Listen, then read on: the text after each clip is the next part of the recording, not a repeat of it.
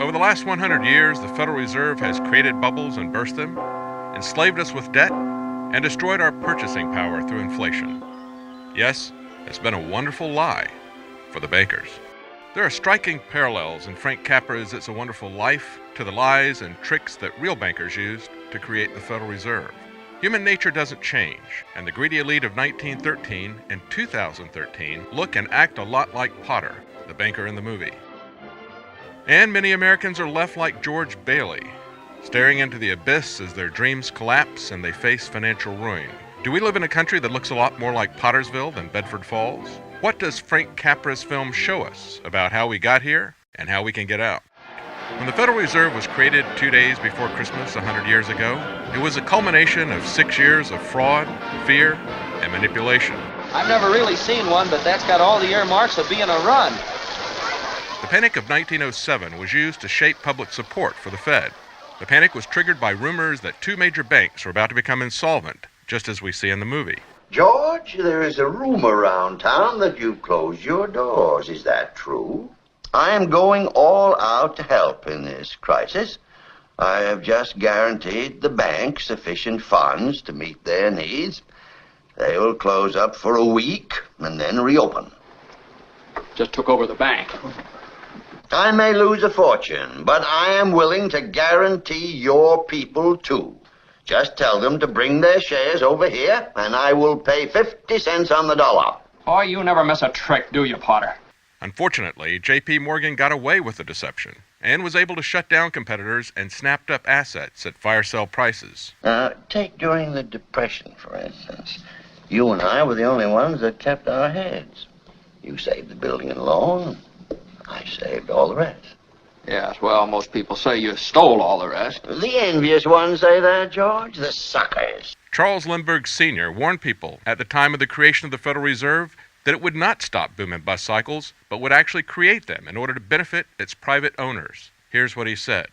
To cause high prices, all the Federal Reserve Board will do will be to lower the rediscount rate, producing an expansion of credit and a rising stock market. Then, when businessmen are adjusted to these conditions, it can check prosperity in mid-career by arbitrarily raising the rate of interest. It can cause a pendulum of a rising and falling market to swing gently back and forth, or cause violent fluctuations by a greater rate variation. And in either case, it will possess inside information as to the financial conditions and advanced knowledge of the coming change, either up or down. This is the strangest, most dangerous advantage ever placed in the hands of a special privileged class by any government that ever existed. The system is private, conducted for the sole purpose of obtaining the greatest possible profits from the use of other people's money. They know in advance when to create panics to their advantage, and they know when to stop panic. Inflation and deflation work equally well for them when they control the finance. As we see in the movie, not all lending institutions have the same motivations. Now, you take this loan here to Ernie Bishop. You know, that fellow that sits around all day on his brains in his taxi, you know. I happen to know the bank turned down this loan, but he comes here, and we're building him a house worth $5,000. Why? Well, I handled that, Mr. Potter. You have all the papers there, his salary, insurance. I can personally vouch for his character. Friend of yours? Yes, sir. You see, if you shoot pool with some employee here, you can come and borrow money. What does that get us? A discontented, lazy rabble instead of a thrifty working class. As a former FDIC chair said, all too often the large banks use their models and their algorithms, and if you don't fit in their boxes, you don't get the loan. And Dodd-Frank legislation is tying the hands of small lenders, shutting out buyers and shutting down lenders. Today there are fewer lenders than at any time the government has kept records. 10,000 banks disappeared between 1984 and 2011. This town needs this measly one-horse institution, if only to have some place where people can come without crawling to Potter. Come on. In the movie, George gets to see what happens to the small town if Potter didn't have competition from credit unions and smaller lenders. If it hadn't been for you... Yeah, if it hadn't been for me, everybody would be a lot better off. My wife and my kids and my friends. Look, little fella, why you go off and haunt somebody else? Yeah, so you still think killing yourself would make everyone feel happier, eh? Oh, I don't know. I guess you're right. I suppose it'd been better if I'd never been born at all. Pottersville, the only businesses thriving are Vice. People are angry. The town is filled with signs like, keep moving, keep off the grass. Bert the cop actually shoots at George when he's running away and is no threat to anyone. Stand back!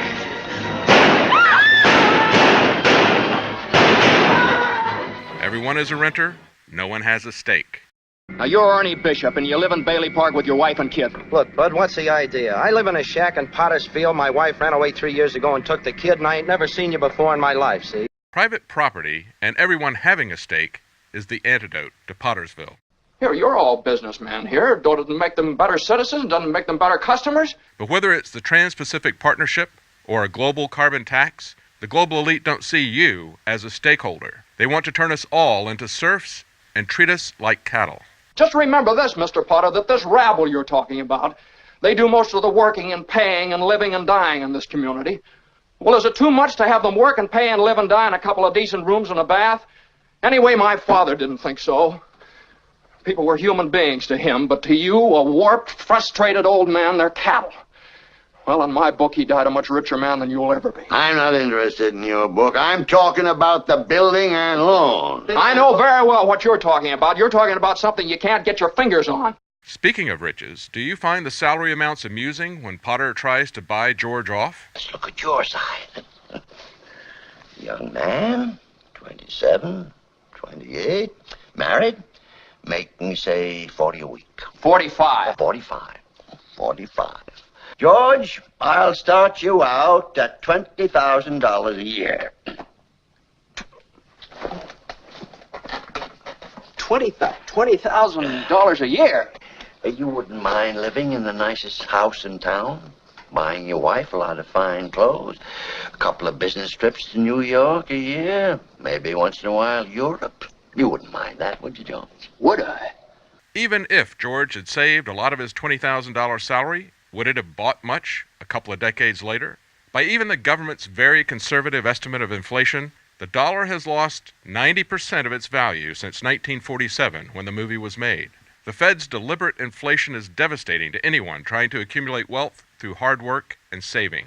So what is the answer to all the George Baileys out there 100 years after the government gave control of our money supply to private bankers like Potter? Well, Potter had more money than he could spend, but would any of you want to be Potter? You sit around here and you spin your little webs and you think the whole world revolves around you and your money. Well, it doesn't, Mr. Potter. In the whole vast configuration of things, I'd say you were nothing but a scurvy little spider. George Bailey finally sees how rich his own life is, as he sees the fruits of relationship, honesty, and compassion. Hey! Merry Christmas, Mr. Potter! Happy New Year to you! In jail. Go on home, they're waiting for you. And if the public can awaken to the lies of the Federal Reserve, if it could even be audited, Well, hello, Mr. Bank Examiner. it would be a huge step to breaking the chains that enslave all of us. But ultimately, it is God that changes minds and changes hearts. God hates oppression, and we can and should confidently pray that He will stop it. I owe everything to George Bailey.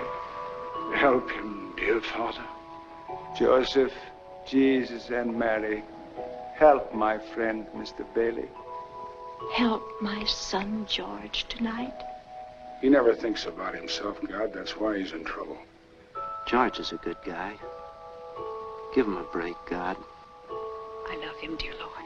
Watch over him tonight. Please, God, something's the matter with Daddy. Please bring Daddy back. Dear Father in heaven, I'm not a praying man, but if you're up there and you can hear me, show me the way.